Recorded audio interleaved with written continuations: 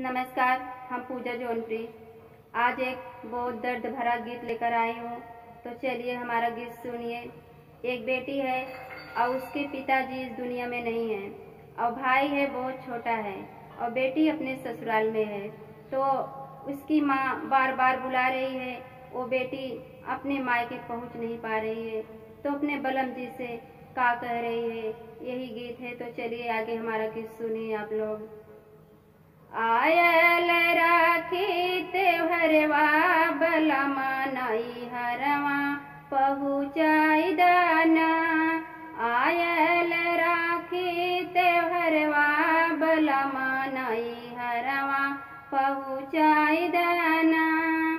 भैया हमारे घर जो हाथ हुई, भैया हमारे घर जो हाथ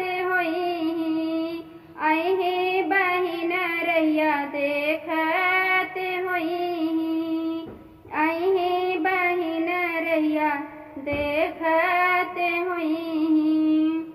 तोहके बोलाए तोहर सरवा बलमा नई हरवा पहुँचाई दाना। तोहके बोलाए तोहर सरवा बलमा नई हरवा पहुँचाई दाना। माई हमार हमें बहुत बोलवली, माई हमार हमें बहुत बोलवली। वादा रखनी हम नहीं जाए पवली, वादा रखली हम नहीं जाए पवली। नहीं करयब कोनो बहनवा बलमा नई हरवा पहुँचाई दाना। नहीं करयब कोनो बहनवा बलमा नई हरवा पहुँचाई दाना। भतीजाया गोरे बुआ आवत हुई, भतीजाया गोरे बुआ आवत हुई।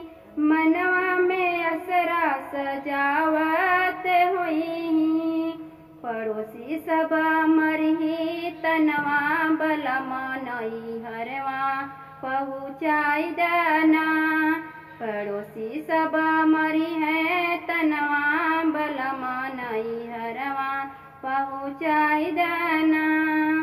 पापा होते हमके मंगौते, पापा होते हमके मंगौते। बड़ा होते भैया त भागत यौते, बड़ा होते भैया त भागत यौते। आयल राखी त्योहरवा बलमा नई हरवा पहुँचाई दाना। आयल राखी त्योहरवा बलमा नई हरवा पहुँचाई दाना।